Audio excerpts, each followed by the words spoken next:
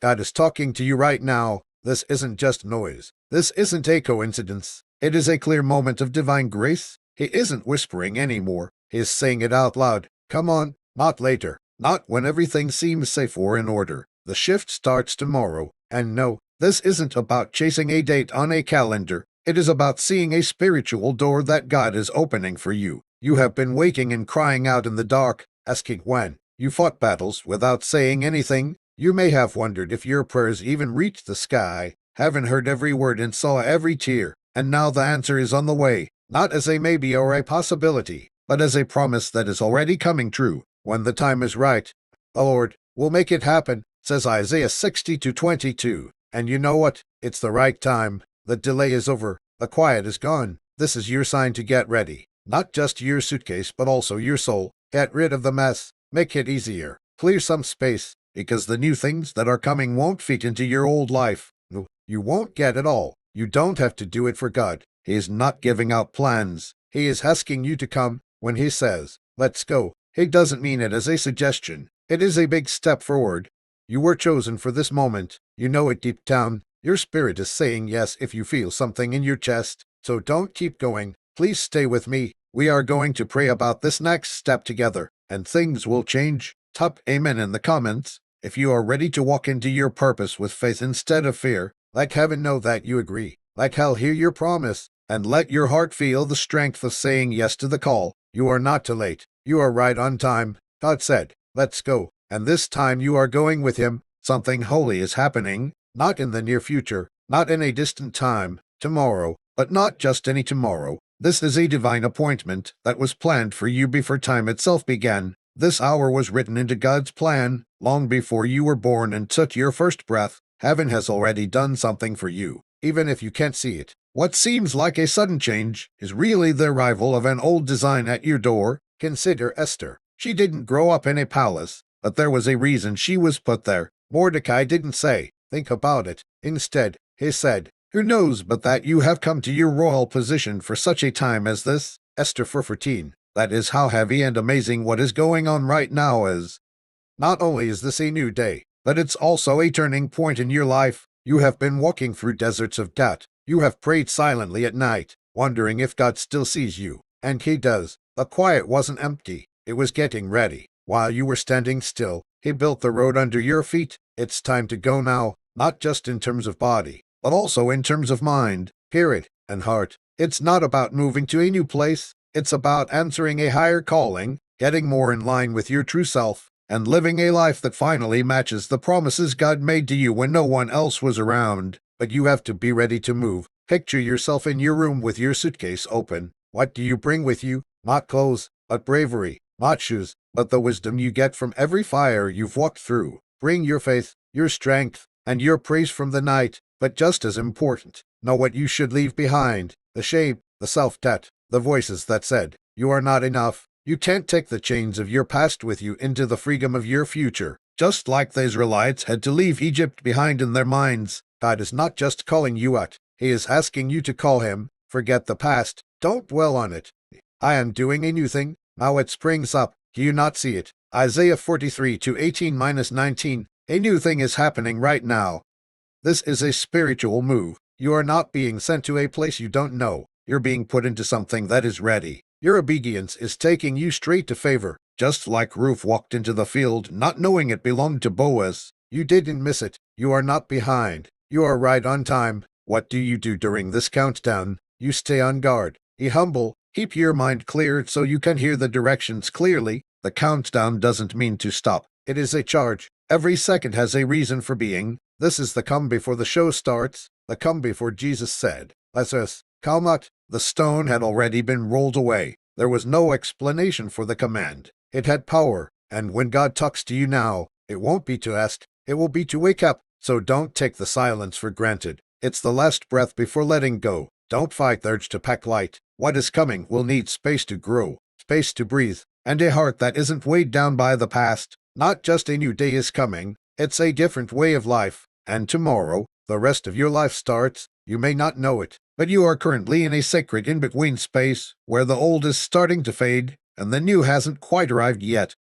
You can feel something powerful happening beneath the surface. like watching the tide change. You are into different places spiritually, emotionally, and mentally, even though the shore hasn't changed yet. The life you have known, the one that has been full of pain, delay, and misunderstanding, is slowly letting go. But the life you were always meant to live, the one that God planned for you with purpose, healing, and favor, is already starting to come into view. This is not an empty space. This is a spiritual threshold, a holy tension, and a divine cocoon where change happens without anyone seeing it. And even though this moment may feel strange, like you are stuck between what was and what will be, it is exactly where God does his most amazing and mysterious work. It is where he gets you ready not only to start a new scene, but also to become someone who can handle the weight and beauty of that season. The old timeline still had its lessons. It was not a waste. The pain you went through didn't disqualify you. It made you better. You know those lonely nights when it seemed like your prayers were bouncing off the ceiling?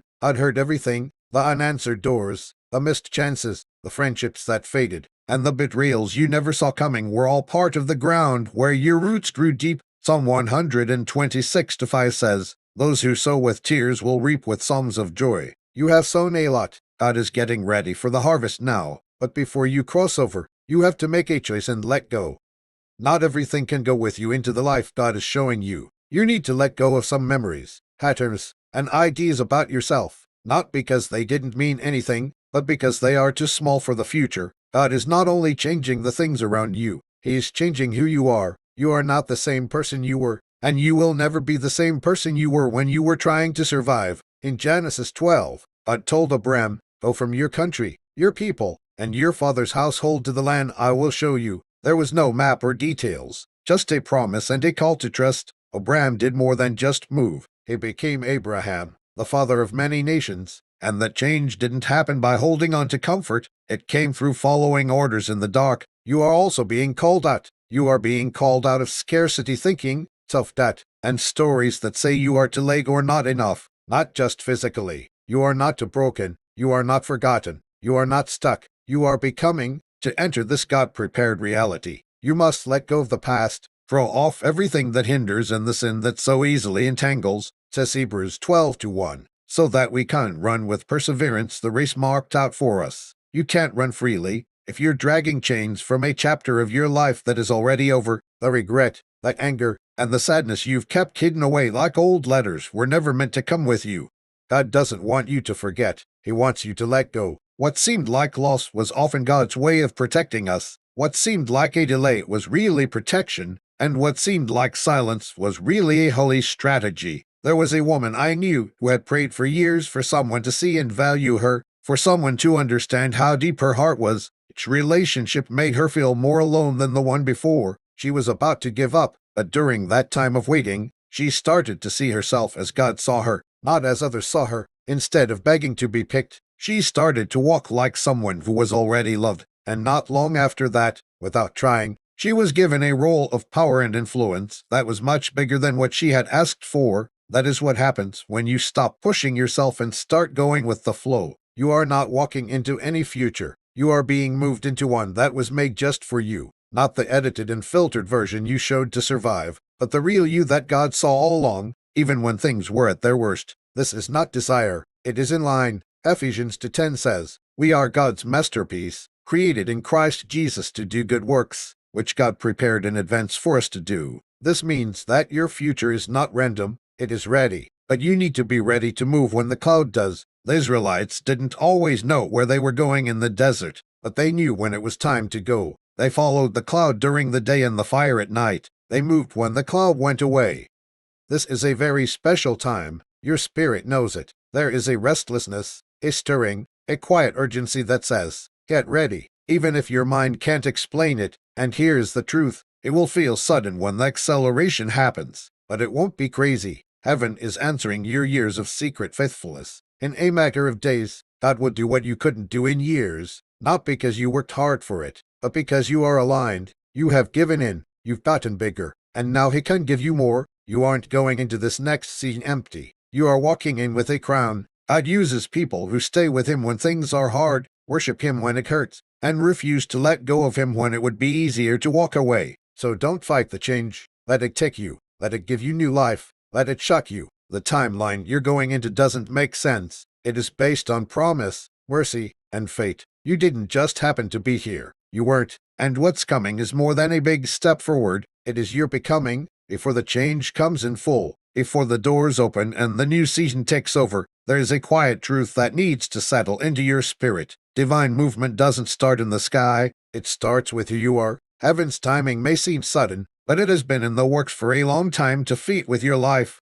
And what you do right now, at this very moment, will decide how you move on to the next thing. Not someday, today. God doesn't raise people up at random. He doesn't get people to do things by making them feel bad. He moves people whose hearts are already ready to walk. When he says, oh, he moves souls who have learned to listen, respond, and change, even if nothing around them has changed yet. The stirring, tension, and discomfort you feel inside, as well as the subtle feeling that what used to feel fine now feels too small. This is not just restlessness, it is a revelation. The story of young Samuel in 1 Samuel 3:10 is about how he kept hearing his name at night. He didn't know who was speaking at first, but then he said, "Pig, Lord, for your servant is listening." That simple, willing attitude opened up his prophetic future. God often starts with whispers and makes you feel uneasy in places where you used to feel safe. Don't ignore it. Pay attention to the small things that make your soul feel something. That's where the change starts. It's not random that some conversations make you feel smaller or drained. It's not a sign of weakness. If you walk into some places and your peace goes away quietly, that is wisdom knocking on your door. Start to appreciate those times, not loudly or defensively, just quietly through small limits that respect your inner health. You are not being hard. You are being loyal. Start getting your space ready, like you're expecting a special guest, because in a lot of ways, you are the guest. You are making space for the next version of you. Check your room, your office, and even the files on your phone and laptop. Let go of anything that makes you feel scared, stressed, or like your story is old. God doesn't want you to be perfect. He wants people to be involved. As you clean and clear, say quiet prayers that keep you grounded in faith.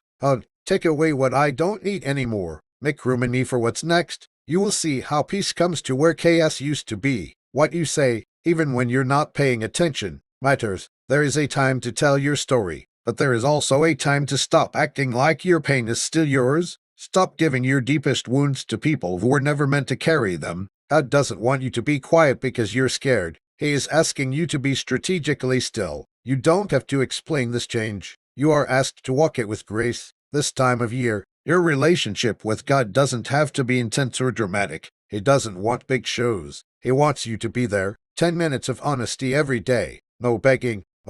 Being open can do more for your soul than working hard for hours. God didn't greet Elijah with thunder when he ran into the wilderness tired and scared. He spoke to him softly. 1 Kings 19:12. Being still makes your ears sharper. It makes your heart feel better. It gets you ready to see divine timing not just as a moment, but as a flow. And as you get closer, get ready to let go in real time. Don't fight bitterness alone when it comes up like a tide. Give it to me. Don't let disappointment in when it knocks again. You forgive not to make up for the past, but to stay light enough to move on. You give up not because you are weak, but because you want to be open to what God is doing in your life right now. After that, look at your habits in a new way, not just if they are good or bad, but if they fit with who you are becoming. Are they helping you get ready for the next scene, or keeping you in survival mode? Your sleep, your daily routines, your food, your digital habits, and even your conversations. None of these things are too small to be important. Take care of them as acts of faith. In this case, discipline doesn't mean limiting. It has to do with being ready. God is not making your life more chaotic. He is guiding you toward divine order. When you feel like you should apply for something outside of your comfort zone, give up something that used to be important to you, or go into something without knowing everything. Do it. Don't wait for the right time. Don't ask for a promise. Doing small things right builds momentum for big things. You don't have to see the whole plan. You only need to have faith in the builder. This is how to get ready. Not by trying hard, but by doing things consistently and faithfully. Every quiet yes is a step toward what God has already written. The stress of waiting changes as you live this way. You will see that the panic starts to go away. It is time for peace. Deep trust takes the place of urgency. You won't feel the need to rush anymore because you'll understand that getting ready isn't something you do passively. It is the most powerful way to show that you trust someone. It says, I believe God is coming through, and I am getting ready to receive him. This is the holy rhythm of change. This is the quiet work that makes the loud breakthrough happen. And you are right in the middle of it right now. Everything, every moment, every heartbreak, every delay has been part of a divine plan that is much more complicated than you could have imagined. God was carefully putting together the pieces of your life while you thought you were forgotten. Not a single thread has been lost. There wasn't a single random event. He is not only the author of your story, he is also the editor, the architect, and the strategist. He arranges timelines and people, shapes your heart, and sets up situations to come together in ways you couldn't plan if you tried. It looked like chaos, but it was really building. What seemed like loss was actually necessary release. The closed doors, which made you feel lost and confused, were also part of the plan. He heals the broken-hearted and binds up their wounds, says Psalm 147:3. But a lot of the time, that healing happens while we are still walking through the dark.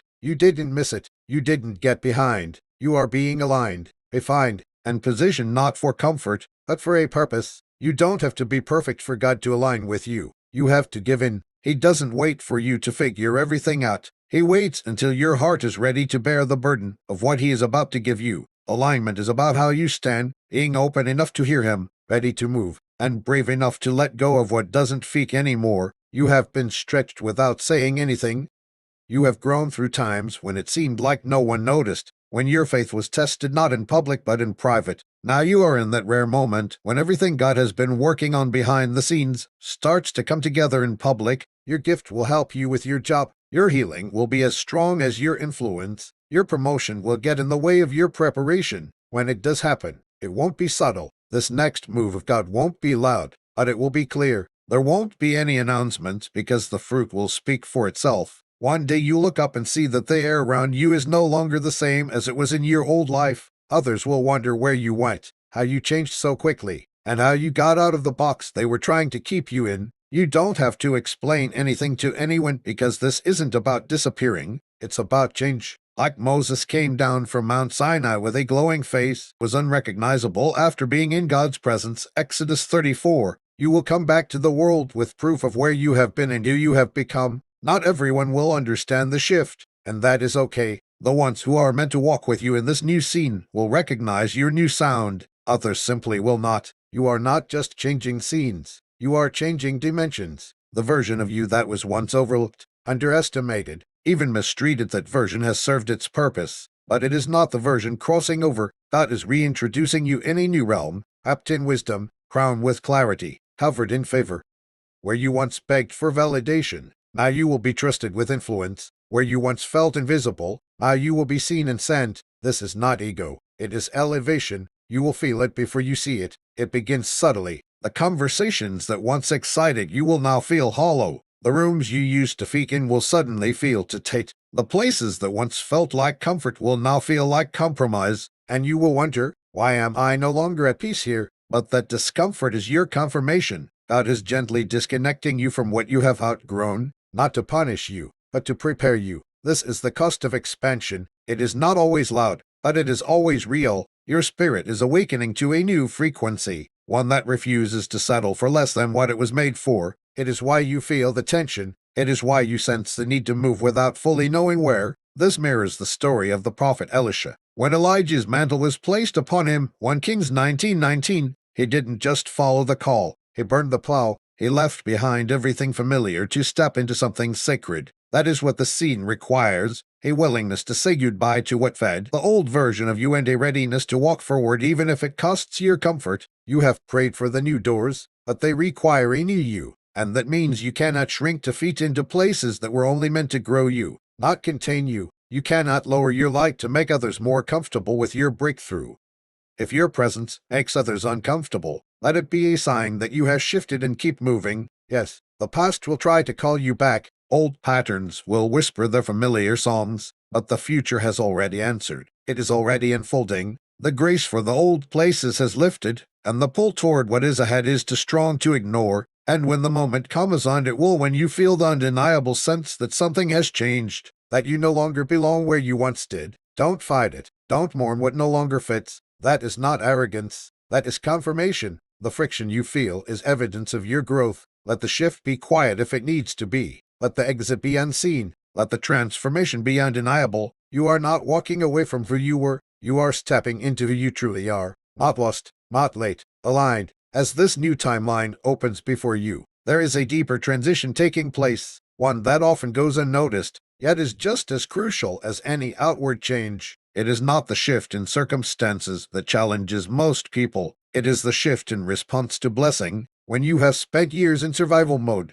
learning to navigate disappointment and defend your heart from repeated pain, the presence of peace can feel unfamiliar, not because you don't deserve it, but because your system doesn't yet recognize it as safe. For a long time, you were trained by struggle. Your body learned how to stay alert, how to anticipate loss, how to manage chaos like it was normal. You became fluent in exhaustion, skilled at holding things together while everything around you unraveled. That version of you was strong, but that strength came at a cost. It shaped how you saw yourself and how you expected the world to treat you.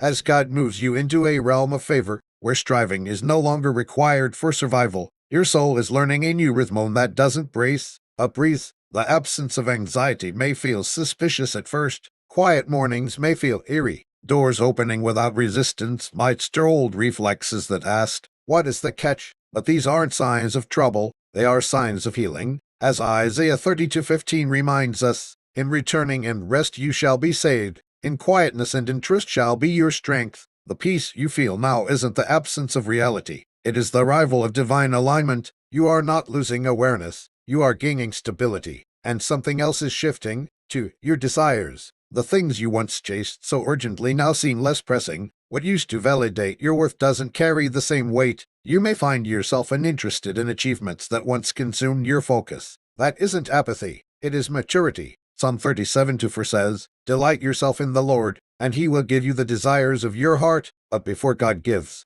he reshapes the desire itself. He purifies your hunger so it can lead you into what truly sustains. You are not losing ambition. You are gaining wisdom about what actually feeds your soul.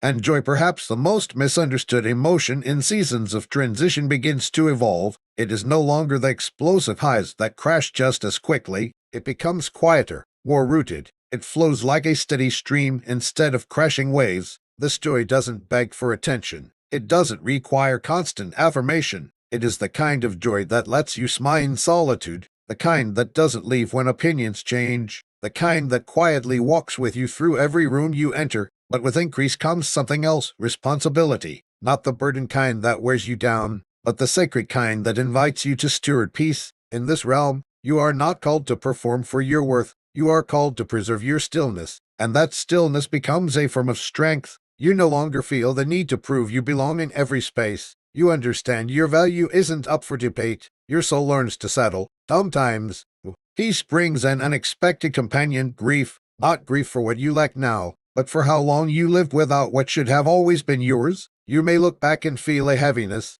realizing how long you normalized dysfunction, how often you blamed yourself for things you never caused. Let that grief come. Don't resist it. Let it honor your past, then release it so you can live freely in the present. This kind of healing, this deep invisible reorientation, is what allows you to sustain what God gives.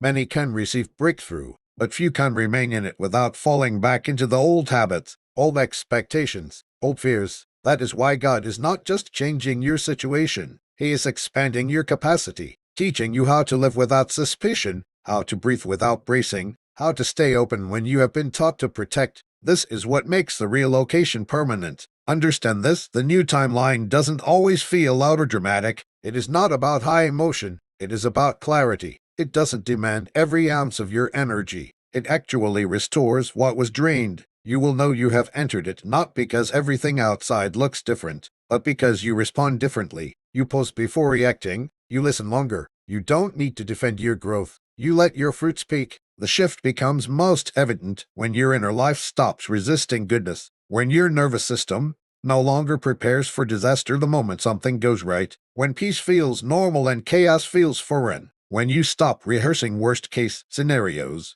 and begin expecting God's faithfulness to show up again. And it will. It always does. This is when you know you are no longer visiting your breakthrough. You are living in it. You are not just seeing new doors open. You are becoming someone who can walk through them with grace. You are not just receiving more. You are learning how to hold it without fear of it slipping away. You are not just being blessed, you are being rebuilt, and the truest sign that you have relocated, you have stopped preparing for the worst, and you have started staying when the good arrives. You have walked through seasons where your worth was ignored, your effort overlooked, and your voice silenced. You kept showing up, carrying more than anyone knew, giving more than you had, and holding on with faith that sometimes felt too thin to speak aloud. But even then, God was near. You were never created to live in survival forever. That season served a purpose, but it was not meant to become your identity. What lies ahead is not simply better, it is blessed. What you are stepping into is not a slightly improved version of the past. It is a completely redefined reality, one drenched in divine favor. And this new realm carries promises from God that aren't distant or vague. They are personal, precise, and powerful. Respect, provision, wholeness,